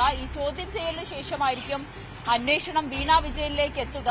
വീണയെ ചോദ്യം ചെയ്യാൻ വിളിപ്പിക്കുമോ അതോ എങ്ങനെയായിരിക്കും ആ നടപടികൾ എന്നാണ് ഇനി ഏറ്റവും നമ്മളെല്ലാവരും ഉറ്റുനോക്കുന്നത്. കാരണം ഈ ഒരു മാസപ്പടി വിവാദവുമായി ബന്ധപ്പെട്ട് പ്രതിസ്ഥാനത്ത് നിൽക്കുന്നത് വീണ വിജയനാണ്. മുഖ്യമന്ത്രിയുടെ മകൾ, മന്ത്രിയുടെ ഭാര്യ എന്നീ നിലകളിലൊക്കെ വീണ വിജയൻ ഇഡിക്ക് മുന്നിൽ ഹാജരാകാൻ എത്തുമോ, അത് ഏത് വിധത്തിലായിരിക്കും പ്രതിപക്ഷമടക്കം ഉയർത്തുക എന്നതൊക്കെയാണ് ഇതിൽ ഏറ്റവും പ്രധാനപ്പെട്ടത്. എന്തായാലും ആദ്യഘട്ടത്തിൽ ഈ കമ്പനികൾക്കും പുറമെ 12 കമ്പനികൾക്കായിരിക്കും ഇഡി നോട്ടീസ് അയക്കുക. ഇവരോട് ആവശ്യമായ രേഖകൾ ഹാജരാക്കാൻ ആവശ്യപ്പെടും. അതിനുശേഷമായിരിക്കും ഇവരുടെ ചോദ്യം ചെയ്യലുകൾ. അതിനുശേഷമായിരിക്കും വീണ വിജയനിലേക്കും ഈ അന്വേഷണം നീളുക. എന്തായാലും SFIയുടെ അന്വേഷണം അത് ഏത് ഘട്ടത്തിൽ വരെ എത്തി, അവരിൽ നിന്നും ചില രേഖകൾ ശേഖരിക്കുവാനും ഇഡി തീരുമാനിച്ചിട്ടുണ്ട്. എന്തായാലും പ്രാഥമികമായി ഒരു കമ്പനി മാസപ്പടി ഇനത്തിൽ പണം വാങ്ങിയെന്ന് തന്നെയാണ് ഇതിനു മുൻപുള്ള അന്വേഷണത്തിലൊക്കെ കണ്ടെത്തിയിരിക്കുന്നത്. ഇതിൽ ഏറ്റവും പ്രധാനം ഒരു കേന്ദ്ര അന്വേഷണ ഏജൻസിയുടെ അന്വേഷണം നടക്കുന്നതിനിടയിൽ തന്നെയാണ് മറ്റൊരു അന്വേഷണ ഏജൻസി കൂടി ഈ കേസ് ഏറ്റെടുക്കുന്നത് എന്നതാണ് ഏറ്റവും പ്രധാനപ്പെട്ട കാര്യം. തിരഞ്ഞെടുപ്പ് കൂടി അടുത്തിരിക്കുന്ന സാഹചര്യത്തിൽ പ്രതിപക്ഷവും ഇതൊരു ആയുധമായി തന്നെ ഉപയോഗിക്കാനാണ് തീരുമാനിച്ചിരിക്കുന്നതും.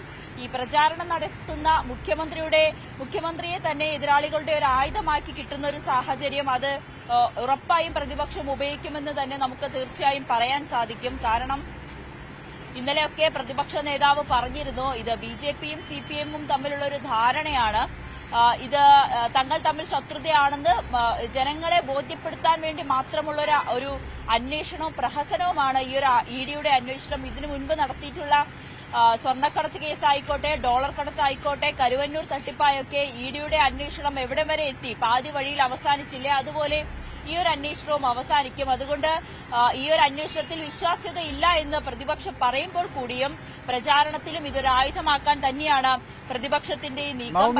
ഒരു ഘട്ടത്തിൽ നമ്മുടെ കേന്ദ്ര സർക്കാർ ഷെൽ കമ്പനികൾക്കെതിരെ വളരെ ശക്തമായ നടപടികൾ സ്വീകരിച്ചിരുന്നു. അതായത് നാമമാത്രമായി കമ്പനികൾ രൂപീകരിക്കുക, അതിന്റെ പേരിൽ കണക്കുകൾ ഉണ്ടാക്കി കള്ളപ്പണം വെളുപ്പിക്കുന്ന നടപടികൾ നടത്തുക, ഈ ഒരു പ്രക്രിയക്കെതിരെ വളരെ ശക്തമായി നടപടികൾ സ്വീകരിച്ചിരുന്നു. അത്തരം നിരവധി ഷെൽ കമ്പനികളെ അടച്ചുപൂട്ടിക്കുന്നതിന് വേണ്ടിയുള്ള നടപടികൾ കേന്ദ്ര സർക്കാർ ശ്രമിച്ചിരുന്നു. അപ്പോൾ ഇവിടെ ഈ ഏത് തരത്തിലാണ് ഈ കള്ളപ്പണം വെളുപ്പിക്കൽ എന്ന് ഇഡി സംശയിക്കുന്നത്? ഇതൊരു ഷെൽ കമ്പനി എന്ന തരത്തിൽ ആ തരത്തിൽ പണം വെളുപ്പിക്കലായിരുന്നു, അതോ രാഷ്ട്രീയപരമായ ഒരു ആവശ്യങ്ങൾക്കായി പണം വാങ്ങുന്നതിന് ഒരു ഉപാധിയായി എക്സാലോജിക്കിനെ പ്രയോജനപ്പെടുത്തിയെന്നാണോ?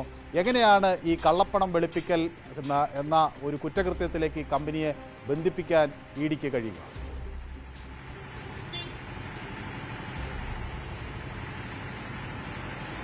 ഇതിൽ SFIയുടെ അന്വേഷണത്തിൽ ഏറ്റവും പ്രധാനമായി പറയുന്നത് സേവനം ചെയ്യാതെയാണ് വീണയുടെ കമ്പനി മാസപ്പടിയായി 1.78 കോടി രൂപ കൈപ്പറ്റിയത്. പക്ഷെ ഇതെന്തിനാണ്, ഏത് സേവനം ചെയ്തിട്ടാണ് ഇത്തരത്തിലൊരു പണം കൈപ്പറ്റിയതെന്ന് ഇപ്പോഴും വ്യക്തമായിട്ടില്ല. അതുകൊണ്ട് തന്നെയാണ് ഇതിലൊരു കള്ളപ്പണ ഇടപാട് നടത്തിയിട്ടുണ്ടോ, ഇത് രാഷ്ട്രീയമായിട്ട് തന്നെയാണോ ഈ ഒരു പണത്തെ ഉപയോഗിച്ചത്, ഇതിനു വേണ്ടിയിട്ടുള്ള രേഖകൾ അടക്കം ഹാജരാക്കുവാനും ഇതിനു വേണ്ടിയിട്ടുള്ള രേഖകൾ പരിശോധിക്കുകയും ഈ എക്സാലോജിക്കിന്റെ കമ്പനിയിലടക്കം SFIO ഉദ്യോഗസ്ഥരെത്തി പരിശോധിക്കുകയും ഒക്കെ ചെയ്തിട്ടുണ്ട്. പക്ഷേ ഇപ്പോഴും അവർക്ക് ഏത് ആവശ്യത്തിനാണ് ഈ പണം കൈമാറിയതെന്ന് വ്യക്തമായിട്ടില്ല. ഒരു കാര്യം മാത്രം ഉറപ്പിച്ചു പറയുന്നുണ്ട് അന്വേഷണ ഉദ്യോഗസ്ഥർ, കാരണം ഇത് സേവനം ചെയ്യാതെയാണ് വീണയുടെ ഉടമസ്ഥതയിലുള്ള കമ്പനി ഈ പണം കൈപ്പറ്റിയത്. പക്ഷെ ഇതിൽ പകരമായി എന്താണ് ചെയ്തു കൊടുത്തത്, ഇതൊരു കള്ളപ്പണം വെളുപ്പിക്കൽ എന്നുള്ളൊരു രീതിയിൽ ഇത് ഏതെങ്കിലും രാഷ്ട്രീയമായിട്ടുള്ള രീതിയിലാണോ ഈ പണം ഉപയോഗിച്ചതെന്നുള്ള കാര്യങ്ങളാണ് അന്വേഷണ SFIOക്ക് കണ്ടെത്തേണ്ടതുള്ളത്. അതോടൊപ്പം തന്നെയാണ് ഇഡിയുടെ അന്വേഷണവും. ഈ കൈപ്പറ്റിയ തുക എന്തിനാണ് വാങ്ങിയത്, സേവനം ചെയ്യാതെയുള്ള കൈപ്പറ്റുക എന്ന് പറയുമ്പോൾ അതൊരു കള്ളപ്പണം വെളുപ്പിക്കലാകാം, അല്ലെങ്കിൽ രാഷ്ട്രീയമായി ഉപയോഗിക്കുന്നതിന് വേണ്ടി രാഷ്ട്രീയ പാർട്ടികൾക്ക് വേണ്ടിയിട്ടുള്ള പണം കൈപ്പറ്റിയതാകാം എന്നുള്ളൊരു നിഗമനത്തിലാണ് ഇഡിയും അന്വേഷിക്കുന്നത്. എന്തായാലും ഇതിൽ കൂടുതൽ വിശദാംശങ്ങൾ തേടേണ്ടിയുണ്ട്. അതിന്റെ ഘട്ടമായി തന്നെ, അതിന്റെ തുടർ നടപടിയായി തന്നെയാണ് ഇഡി ഈ ഈ ആരോപണ വിധേയരായ ഈ കമ്പനികൾക്ക് നോട്ടീസ് അയക്കുക, അവരോട് വിശദീകരണം തേടും, പിന്നീട് ഇവരെ ചോദ്യം ചെയ്യാൻ വിളിപ്പിക്കുകയും ഒക്കെ ചെയ്യും. മറ്റൊരു പ്രധാന കാര്യം നവമി ആദ്യം സൂചിപ്പിച്ചതാണ്. ഒരു തെരഞ്ഞെടുപ്പ് ആസന്നമായി നിൽക്കുന്നു. പല ഇടങ്ങളിലും ED ഇപ്പോൾ ശക്തമായി ഇടപെടൽ നടത്തുന്നതിനെ രാഷ്ട്രീയമായി അത് പല കോണുകളിൽ നിന്ന് പലതരത്തിൽ അഭിപ്രായങ്ങൾ ഉയരുന്നു. ഇപ്പോൾ ഡൽഹിയിൽ നമ്മൾ കണ്ടു, അതേപോലെ തെലങ്കാനയിൽ നമ്മൾ കാണുന്നു. ഇങ്ങനെയൊക്കെയുള്ള സാഹചര്യം നിലനിൽക്കുന്നിടത്താണ് കേരളത്തിലും സമാനമായ രീതിയിൽ ED അവരുടെ നടപടികൾ കടുപ്പിക്കുന്നത്. ഒരു രാഷ്ട്രീയ പകപോക്കലാണ് EDയുടെ ഭാഗത്തു നിന്ന് എന്ന ഒരു അഭിപ്രായം, അല്ലെങ്കിൽ അങ്ങനെ ഒരു ന്യായീകരണം സ്വാഭാവികമായും ഇടത് കേന്ദ്രങ്ങളിൽ നിന്ന് ഉണ്ടാകും. അതിനപ്പുറത്തേക്ക് ഇത് വലിയ രാഷ്ട്രീയ മാനങ്ങൾ ഉണ്ടോ ഈ സംഭവത്തിന്? ഇത് അങ്ങനെ സംശയിക്കാൻ വക നൽകുന്നതും കൂടിയല്ലേ ഒരു തെരഞ്ഞെടുപ്പ് ആസന്നമായി നിൽക്കുന്ന ഘട്ടത്തിൽ ED പെട്ടെന്ന് നടപടികൾ കടുപ്പിക്കുന്നത്? രാഷ്ട്രീയപരമായി കൂടി വിമർശനങ്ങൾ വിളിച്ചു വരുത്തുകയില്ലേ?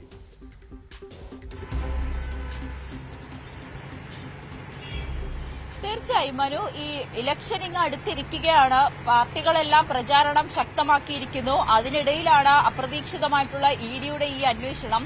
തുടർന്ന് ആദ്യമേ തന്നെ പ്രതിപക്ഷ നേതാവിന്റെ പ്രതികരണം തന്നെ നമ്മൾ കേട്ടതാണ്. ഇത് BJPയും CPMഉം തമ്മിലുള്ളൊരു അന്തർധാര സജീവമാണ്. ഇത്തരമുള്ളൊരു അന്വേഷണം പ്രഹസനമാണ്. ഇതിനു മുൻപ് ED രജിസ്റ്റർ ചെയ്ത പാർട്ടിക്കെതിരെയുള്ള കേസുകളിലെല്ലാം അന്വേഷണം ഒന്നും എങ്ങും എത്തിയില്ല. പ്രതീക്ഷിച്ച പോലെയൊന്നും അന്വേഷണം എത്തിക്കാനൊന്നും EDക്ക് സാധിച്ചില്ല. അതേപോലെ തന്നെയായിരിക്കും ഈ ഒരു അന്വേഷണം എന്നാണ് പ്രതിപക്ഷം ഉന്നയിക്കുന്നത്. പക്ഷേ ഇവിടെ പ്രതിസ്ഥാനത്ത് നിൽക്കുന്നത് മുഖ്യമന്ത്രിയുടെ മകളാണ്. ഇലക്ഷൻ അടുത്തിരിക്കുന്നു, മുഖ്യമന്ത്രി തന്നെയാണ് പ്രചാരണം നയിക്കുന്നതും.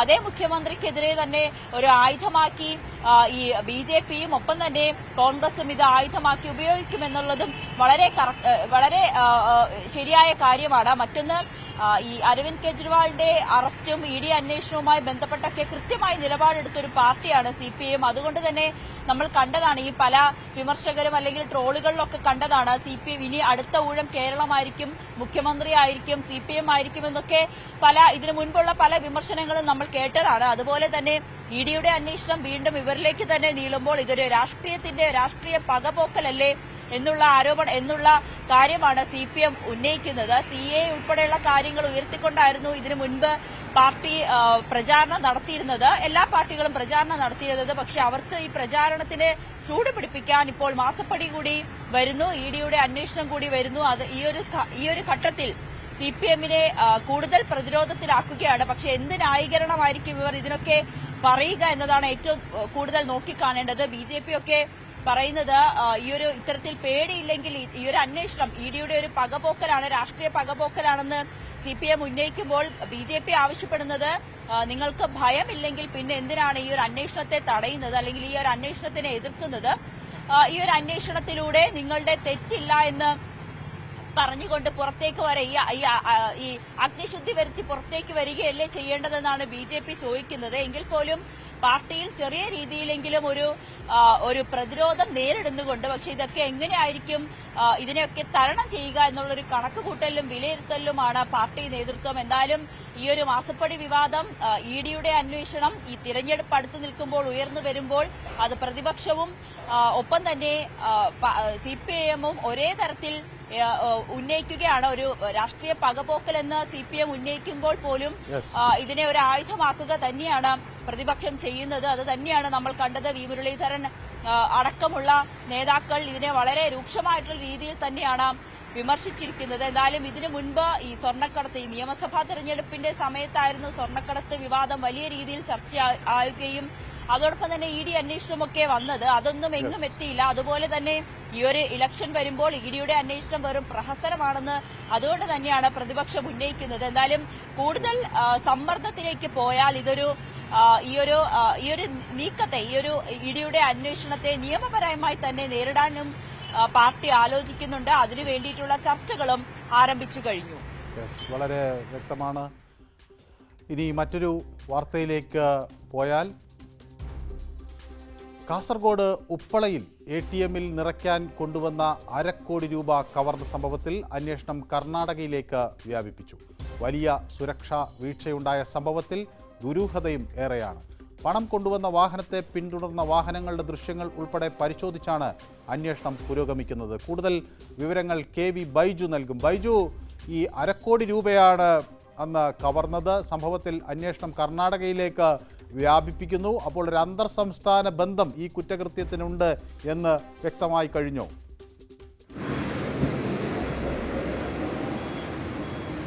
തീർച്ചയായും മനു ഭരത്, ഈ സംഭവം പട്ടാപ്പകലാണ് ഇത്രയും വലിയ ഞെട്ടിക്കുന്ന ഒരു സംഭവം നടന്നത്. ഉപ്പള പുതിയ ബസ് സ്റ്റാൻഡിന് എതിർവശമുള്ള ആക്സിസ് ബാങ്കിന്റെ ATM നിന്നാണ് ATMിലേക്ക് കൊണ്ടുവന്ന പണമാണ് ഇത്തരത്തിൽ അപഹരിച്ചത്. ഇതിൽ പോലീസ് വലിയ സുരക്ഷാ വീഴ്ച ചൂണ്ടിക്കാട്ടുന്നുണ്ട്. ഇതിൽ പ്രധാനമായും ഇത്തരത്തിൽ പണം കൊണ്ടുപോകുമ്പോൾ ഈ വാഹനത്തിനകത്ത് 1,62,00,000 രൂപയായിരുന്നു ഉണ്ടായിരുന്നത്.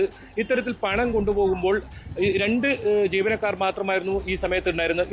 അങ്ങനെയാണെങ്കിൽ ഇതിൽ സുരക്ഷാ ജീവനക്കാരെ നിയമിക്കേണ്ടതുണ്ട്. അത് പാലിച്ചിട്ടില്ല. ഒപ്പം ഇതിന്റെ ഗ്ലാസുകളിൽ ഇരുമ്പ് ഗ്രിൽസ് ഘടിപ്പിക്കേണ്ടതുണ്ട്. അത് ഈ കവർച്ച നടക്കുന്ന സമയത്ത് ഗ്രിൽസ് ഉണ്ടായിരുന്നില്ല. അത് ഇതിന് ഇവർ കമ്പനി വിശദീകരണം നൽകിയിരിക്കുന്നത് ഇത് തകരാറിലായി, അതുകൊണ്ട് മാറ്റിവെച്ചു. ഇത്തരത്തിൽ വലിയ ദുരൂഹത ഈ സംഭവത്തിൽ എന്തായാലും ഉണ്ട്.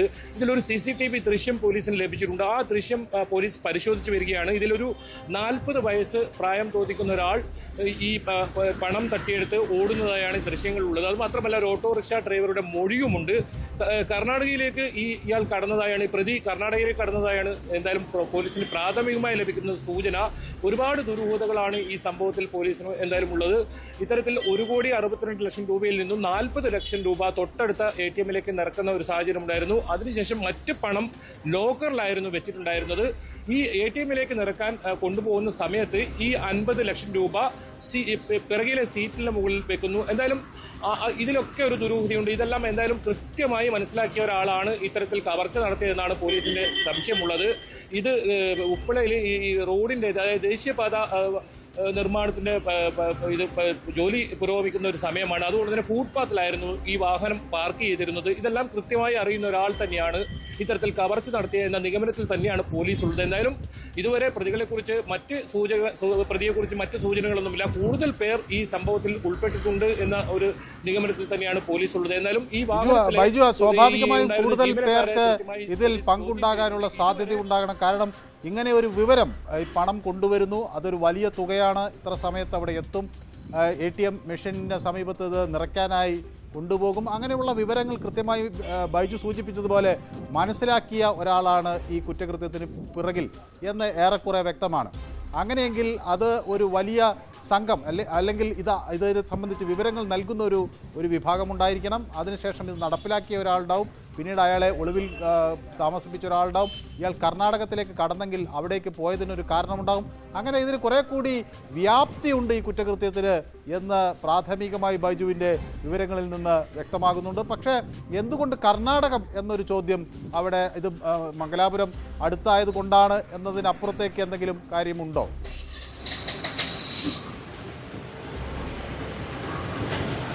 മനു, തീർച്ചയായും അതൊരു സംശയം തന്നെയാണ്. കാരണം ഈ മഞ്ചേശ്വരം പോലീസ് സ്റ്റേഷൻ പരിധിയിൽ നടക്കുന്ന മിക്ക കേസുകളിലും, അതായത് നേരത്തെ നിരവധി വാർത്തകളാണ് ഈ ഭാഗങ്ങളിൽ ഉണ്ടായിരുന്നത്. കവർച്ചയായാലും കൊട്ടേഷൻ സംഘങ്ങളായാലും ഈ മയക്കുമരുന്ന് കടത്തായാലും ഇത്തരത്തിൽ നിരവധി കേസുകൾ ഉണ്ടാകുന്ന ഒരു സ്ഥലമാണ്. ഇവിടെയൊക്കെ ഈ പ്രതികൾ കർണാടകയിലേക്ക് കടക്കുന്ന ഒരു സാഹചര്യമാണ് ഉണ്ടായിരുന്നത്. കർണാടകയിൽ നിന്നാണ് പ്രതികളെ അറസ്റ്റ് ചെയ്യുന്ന, മിക്ക കേസുകളിലും കർണാടകയിൽ നിന്നാണ് പ്രതികളെ അറസ്റ്റ് ചെയ്യുന്ന ഒരു സാഹചര്യം ഉണ്ടായത്.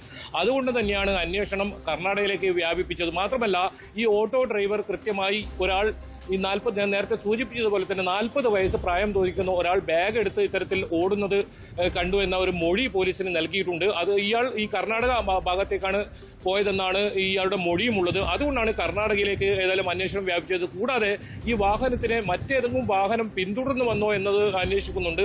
അത്തരത്തിൽ പല CCTV ക്യാമറകളും പോലീസ് പരിശോധിക്കുന്നുണ്ട്. നേരത്തെ ഈ വാഹനത്തിനെ പിന്തുടർന്ന് തന്നെയാണോ ഈ സംഘം ഏതെങ്കിലും വാഹനത്തിൽ എത്തിയത് എന്നൊരു സംശയമുണ്ട്. അതുകൊണ്ടാണ് ഇത്തരത്തിൽ CCTV കേന്ദ്രീകരിച്ചുള്ള അന്വേഷണം നടക്കുന്നത്. അതിന് ഇടയിൽ ചെറിയൊരു വീഡിയോ, നമ്മളിപ്പോൾ ദൃശ്യങ്ങൾ കാണിക്കുന്ന ആ വീഡിയോ ഇത് പോലീസിന് ലഭിച്ചതാണ്. ഈ സംഭവം നടക്കുന്ന സമയത്തുള്ള ദൃശ്യമാണ് ആ CCTVയിൽ ഉള്ളത്.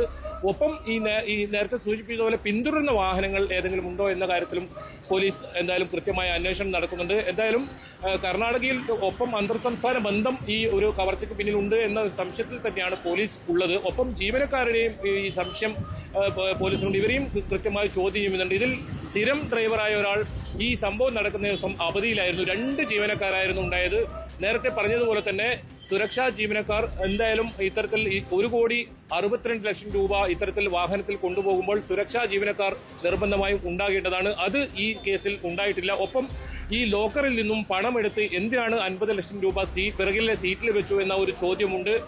ഇത്തരത്തിൽ പോലീസിനെ കൊടുക്കുന്ന നിരവധി ചോദ്യങ്ങളുണ്ട്. ഇതിനെല്ലാം ഉത്തരം കണ്ടെത്തേണ്ടതുണ്ട്. ഏതായാലും പ്രതിയെ ഇതുവരെ പിടികൂടാൻ പോലീസിന് സാധിച്ചിട്ടില്ല. പ്രതിയെക്കുറിച്ചുള്ള സൂചന പോലും ഇതുവരെ ലഭിച്ചിട്ടില്ല എന്നാണ് നമുക്ക് മനസ്സിലാക്കാൻ സാധിക്കുന്നത്. എന്തായാലും അന്വേഷണം ഊർജിതമാക്കിയിട്ടുണ്ട്. എന്തായാലും ഈ ATM-ൽ പണം നിറയ്ക്കാൻ കൊണ്ടുപോയപ്പോൾ അത് തട്ടിക്കൊണ്ടുപോയ സംഭവത്തിൽ അന്വേഷണം ഊർജിതമാക്കിയിരിക്കുന്നു. അടുത്ത അന്തർ സംസ്ഥാന ബന്ധങ്ങളെക്കുറിച്ചും ഒക്കെ പോലീസ് പരിശോധിക്കുകയാണ്. ഇനി മറ്റൊരു പ്രധാനപ്പെട്ട വാർത്തയിലേക്ക്. മലപ്പുറത്ത് പട്ടപ്പകൽ യുവതിയെ തട്ടിക്കൊണ്ടുപോകാൻ ശ്രമം. എന്നാൽ ധീരമായ ഇടപെടലിലൂടെ ചെറുത്തു തോൽപ്പിച്ച് യുവതി രക്ഷപ്പെട്ടു. തിരൂരിലാണ് പട്ടാപ്പകൽ യുവതിയെ കാറിൽ തട്ടിക്കൊണ്ടുപോകാൻ സമീപവാസിയായ യുവാവ് ശ്രമിച്ചത്. പ്രതി സഫ്വാനെ നാട്ടുകാർ പിടികൂടി തിരൂർ പോലീസിൽ ഏൽപ്പിച്ചു. വാർത്തയുടെ കൂടുതൽ വിവരങ്ങൾ ജിഷാദ് നൽകും. ജിഷാദ്, ഇത് എന്താണ് ഇത്രയും വലിയ ഒരു സംഭവമാണ് നടന്നിരിക്കുന്നത്? നമ്മളെ അത്ഭുതപ്പെടുത്തുന്ന തരത്തിൽ പട്ടാപ്പകൽ സ്ത്രീകളെ തട്ടിക്കൊണ്ടുപോകാൻ ഉള്ള ശ്രമം നടക്കുന്നു. ഏതായാലും ആ യുവതി വളരെ ധീരമായി അതിനെ ചെറുത്തു തോൽപ്പിച്ച് രക്ഷപ്പെട്ടു എന്നത് അഭിനന്ദനീയം തന്നെ. അവരുടെ ധൈര്യത്തെ നമ്മൾ അങ്ങേയറ്റം അഭിനന്ദിക്കേണ്ട ഒരു സംഭവമാണ്. ഏതായാലും എന്താണ് സംഭവിച്ചത്? ഈ യുവതിയെ തട്ടിക്കൊണ്ടുപോകാൻ ശ്രമിച്ചതിൻ്റെ കാരണം എന്താണ്? എന്തെങ്കിലും വ്യക്തിവൈരാഗ്യത്തിൻ്റെ പുറത്താണോ? മനു, കഴിഞ്ഞ ദിവസം ജോലിക്ക് പോകുമ്പോഴാണ് തിരൂരിൽ തട്ടിക്കൊണ്ടുപോകാൻ ശ്രമം നടന്നത്. തിരൂർ തലക്കടത്തൂർ MTI മർക്കസിന് മുമ്പിലാണ് ഈ തട്ടിക്കൊണ്ടുപോകൽ ശ്രമം നടന്നത്. തലക്കടത്തൂരിലെ സ്കൂളിലെ ജീവനക്കാരിയായ യുവതി രാവിലെ സ്കൂളിലേക്ക് ബസ് കാത്തു നിൽക്കുന്ന സമയം അയൽവാസിയായ യുവാവ് കാറിലെത്തുകയും എങ്ങോട്ടാണെന്ന് ചോദിക്കും. പിന്നീട് തിരൂരിലേക്ക് ആണെന്ന് പറയുക യുവതി. പിന്നീട് വാഹനത്തിൽ കയറാൻ പറഞ്ഞു. വാഹനത്തിൽ കയറിയ സമയം കാറിന്റെ 4 ഡോറും പ്രതി ലോക്ക് ചെയ്തു. യുവാവ് ലോക്ക് ചെയ്തു.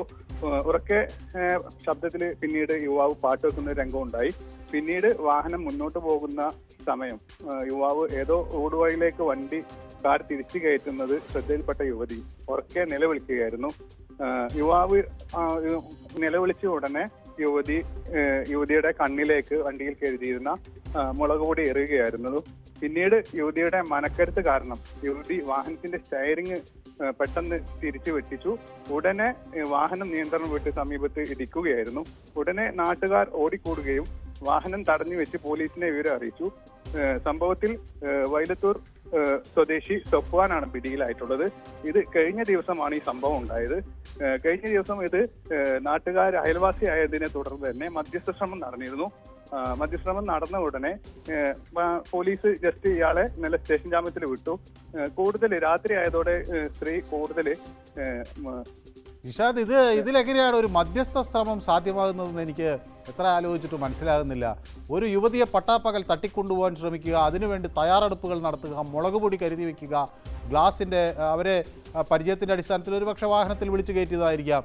അവർ ജീവരക്ഷാർത്ഥം അവർ നിലവിളിക്കുന്നു, അവരുടെ കണ്ണിൽ മുളക് പൊടി എറിയുന്നു, ആ വാഹനം അവർ ഇടിപ്പിച്ച് നിർത്തുന്നു, അവരുടെ ധീരത കൊണ്ട് മാത്രം അവർ രക്ഷപ്പെടുന്നു. ഇതിലെങ്ങനെയാണ് ഒരു ഒത്തുതീർപ്പ് നടക്കുന്നത്? എങ്ങനെയാണ് മനു? ഇത് മഹല്ല് കമ്മിറ്റിയും അതുപോലെ തന്നെ അവിടുത്തെ പൗരപ്രമുഖരും ചേർന്ന് ഇന്നലെ ഒരു മധ്യസ്ഥ ശ്രമം നടത്തിയിരുന്നു. ഉടനെ തന്നെ യുവാവിനെ പോലീസ് സ്റ്റേഷൻ ജാമ്യത്തിൽ വിട്ടു. മാനസിക പ്രയാസത്തിലായ യുവതി രാത്രിയിൽ വിഭ്രാന്തി കാണിക്കുകയും ഉടനെ തന്നെ ബന്ധുക്കൾ പിന്നീട് പോലീസിൽ പരാതിയുമായി എത്തുകയായിരുന്നു. പിന്നീട് ഇതിൽ വേറൊരു കാര്യം ശ്രദ്ധിക്കേണ്ടത്, സ്റ്റേഷൻ ജാമ്യത്തിൽ വിട്ടിരിക്കുകയാണ്. ഇതിൽ റിമാൻഡ് ഉൾപ്പെടെയുള്ള കുറ്റകൃത്യങ്ങൾ ചേർക്കാവുന്നതാണ്. പോലീസിന്റെ ഒരു അശ്രദ്ധ ഇതിൽ ഈ കേസിൽ സംഭവിച്ചിട്ടുണ്ട് മനു. യെസ്, ഏതായാലും ആ യുവതി എടുത്ത ധീരമായ നിലപാടിനെയാണ് ഇവിടെ അഭിനന്ദിക്കേണ്ടത്. മാത്രവുമല്ല, ഇത്തരം തട്ടിക്കൊണ്ടുപോകലുകളെ ചെറുത്ത് തോൽപ്പിക്കാനുള്ള ഒരു ധൈര്യം അവർ പ്രകടിപ്പിച്ചു എന്നതും വളരെ മികവാർന്ന ഒരു സംഭവം തന്നെയാണ്. ഏതായാലും ഇന്നത്തെ ഈ സ്പോട്ട് ലൈവ് ഇവിടെ സമാപിക്കുന്നു. കൂടുതൽ വാർത്തകളുമായി അടുത്ത ദിവസം വീണ്ടും കാണാം. നന്ദി.